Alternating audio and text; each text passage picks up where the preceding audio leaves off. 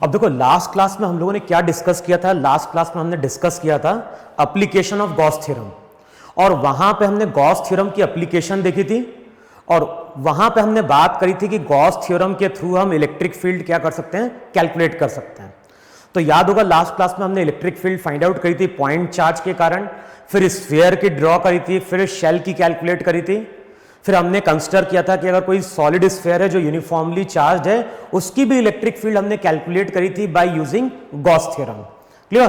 तो आज हम फिर से गॉस थ्योरम को यूज करने जा रहे हैं, और अगेन कुछ और बॉडीज हैं जिनकी इलेक्ट्रिक फील्ड हम लोग क्या करेंगे, कैलकुलेट करेंगे। तो सबसे पहले हेडिंग डालो वहां पे electric field due to uniformly charged infinitely long sheet. Next heading डालो वहां पे electric field due to uniformly charged infinite sheet. तो एक हमारे पास शीट है, शीट बोल दो या फिर एक चार्ज की लेयर बोलो, इस तरह से बोल रहे हैं हम लोग यहां पे कि इस तरह से यहां पे हमारे पास एक चार्ज की लेयर है। तो या तो वो बोलता है चार्ज की लेयर है, या फिर कई बार बोला जाता है क्वेश्चन में कि एक यूनिफॉर्मली चार्ज शीट है।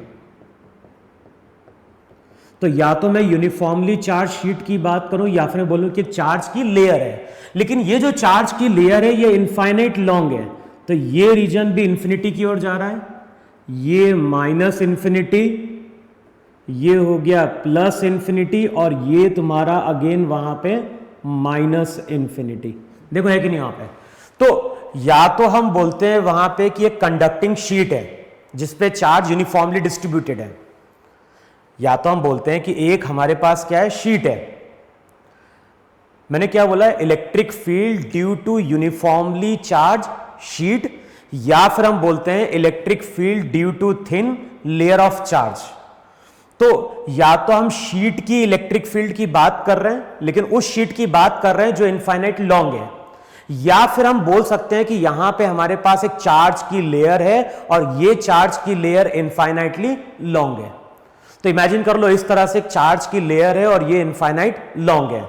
चार्ज मेरा यूनिफॉर्मली डिस्ट्रीब्यूटेड है और उसकी डेंसिटी यहां पे मैं ले रहा हूं प्लस सिग्मा। तो सिग्मा का मतलब क्या था, सिग्मा का मतलब था चार्ज पर यूनिट एरिया। तो इस तरह से यहां पे एक चार्ज की लेयर है। अब इस चार्ज की लेयर को यहां पे अगर मैं डिफाइन कर रहा हूं, एक्स एक्सिस ये हो गई y एक्सिस और ये हो गई z एक्सिस। तो अब हम लोग क्या कर रहे हैं, इस चार्ज की लेयर को, ये चार्ज की लेयर इनफाइनाइटली लॉन्ग है और इस चार्ज की लेयर को हम होल्ड कर रहे हैं yz प्लेन में। तो इस तरह से हम एक चार्ज की लेयर को लाके प्लेस कर रहे हैं। अब बताओ चार्ज की लेयर को अगर मैंने इस तरह से yz प्लेन में लाके प्लेस किया है और कोई ऑब्जर्वर सामने से देखेगा तो उसे केवल एक लाइन दिखाई देगी। देखो ऐसा है कि नहीं है वहां पे?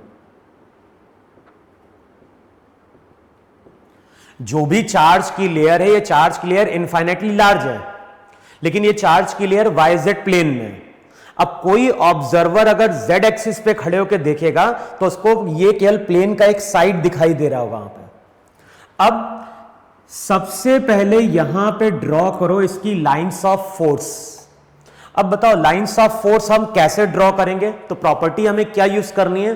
प्रॉपर्टी हमें यूज करनी है कि lines of force positive charge से ओरिजिनेट करती है और साथ में लाइंस ऑफ फोर्स कभी भी क्या होगी, इंटरसेक्ट नहीं करेगी।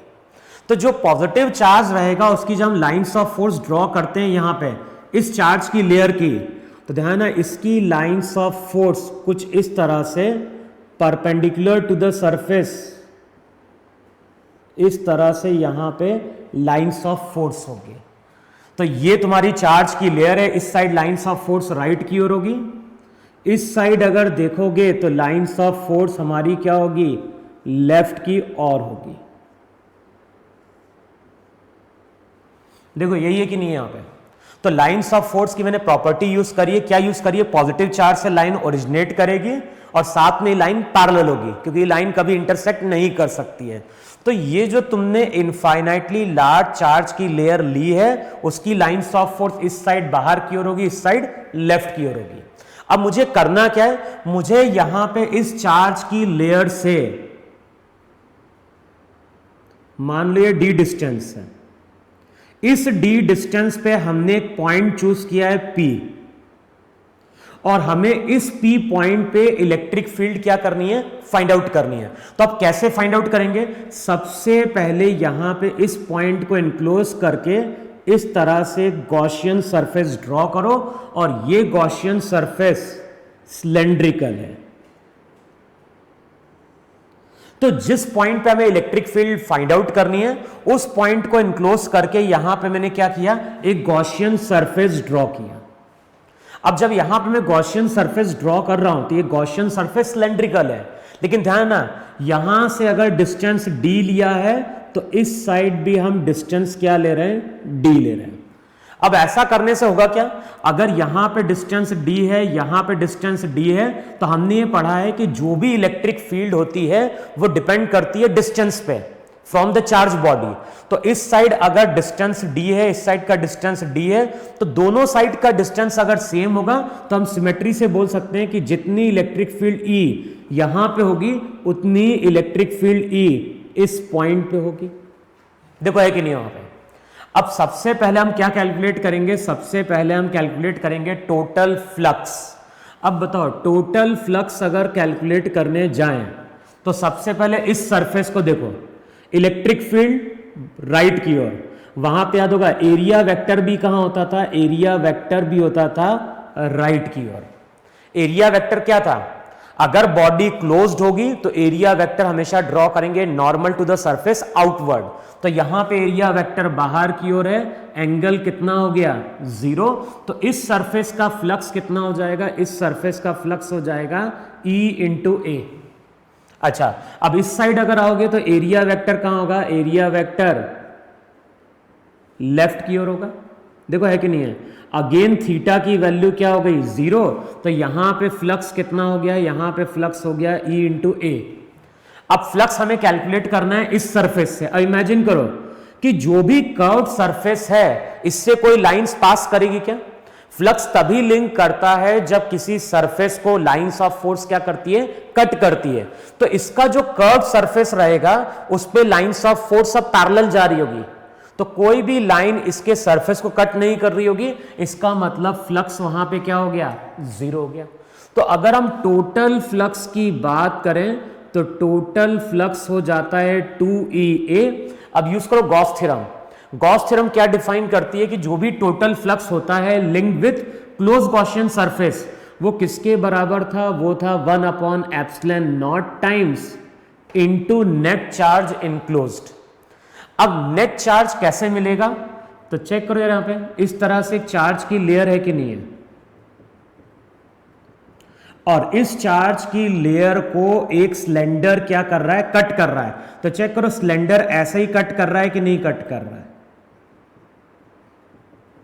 तो ये जो चार्ज की लेयर है उसको सिलेंडर कट कर रहा है, इसका मतलब है कि इस रीजन का चार्ज केवल इस सिलेंडर ने वहां पे क्या किया है, एनक्लोज किया है। अब कितना चार्ज इसने एनक्लोज किया, तो हमें मालूम है सिग्मा का मतलब होता है यूनिट एरिया पे चार्ज। यहां पे एरिया A है तो रिजल्ट हो जाएगा 1/ε0 टाइम्स, ये हो जाएगा सिग्मा इंटू ए वाली टर्म यहां पे कैंसिल आउट होगी, और इलेक्ट्रिक फील्ड का फॉर्मूला निकल के आता है सिग्मा बाय 2/ε0।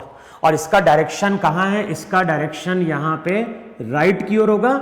इस साइड अगर जाओगे तो डायरेक्शन वहां पे कहां होगा, लेफ्ट की ओर होगा। अब रिजल्ट क्या ध्यान रखना है, ये जो इलेक्ट्रिक फील्ड इंटेंसिटी निकल के आ रही है वो किसके कारण निकल के आ रही है, या तो हम बोल सकते हैं ड्यू टू इनफाइनाइट लॉन्ग,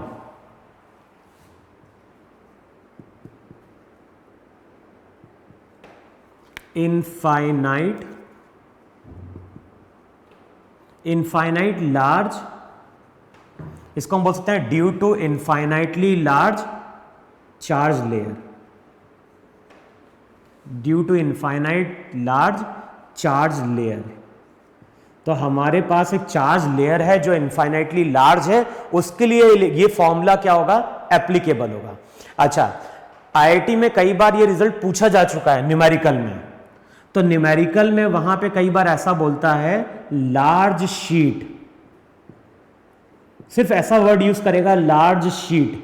तो अगर लार्ज शीट है और उस शीट पे चार्ज दिया गया है तो उसके लिए भी यही फॉर्मूला वहां पे हम क्या करेंगे, यूज करेंगे। क्लियर? अच्छा, नेक्स्ट चीज हमें क्या ध्यान रखनी है कि ये जो इलेक्ट्रिक फील्ड इंटेंसिटी निकल के आ रही है ये इंडिपेंडेंट ऑफ डिस्टेंस। जो भी हमारी इलेक्ट्रिक फील्ड आ रही है ये इलेक्ट्रिक फील्ड यहां पे इंडिपेंडेंट ऑफ डिस्टेंस है, यानी डिस्टेंस कुछ भी होगा इलेक्ट्रिक फील्ड हमारी यही क्या कर रही होगी, एग्जिस्ट कर रही होगी। क्लियर है ना? तो यहां पे हमने इलेक्ट्रिक फील्ड कैलकुलेट करी है due to infinitely large sheet के कारण। अब फिर से हेडिंग डालो वहां पे, electric field intensity due to infinitely large conducting sheet. दोनों में डिफरेंस है। अभी मैंने केवल वर्ड यूज किया था शीट, अगर हम वर्ड केवल शीट यूज कर रहे हैं इसका मतलब है कि वो नॉन कंडक्टिंग थी। तो न्यूमेरिकल में अगर कुछ नहीं बोलता है, आईआईटी में कई बार एक दो बार पूछा जा चुका है न्यूमेरिकल में, वहां पे बोलता है electric field due to sheet, कुछ नहीं बोल रहा है तो यही फॉर्मूला यूज करेंगे। लेकिन क्वेश्चन में अगर प्रिसाइसली बोल रहा है कि electric field due to conducting sheet, तो ध्यान रखना है वहां पे कि ये फॉर्मूला फिर एप्लीकेबल नहीं होता है, फॉर्मूला तुम्हारा वहां पे क्या होगा, चेंज हो जाएगा। तो नेक्स्ट हेडिंग डालो वहां पे, electric field due to infinitely large conducting sheet. अब देखो यहां पे हम बात कर रहे हैं कंडक्टिंग शीट की। अब जब हम कंडक्टिंग शीट की बात करेंगे तो कंडक्टिंग शीट तो ये थी इस तरह से। अब इस कंडक्टिंग शीट को हम वाईजेड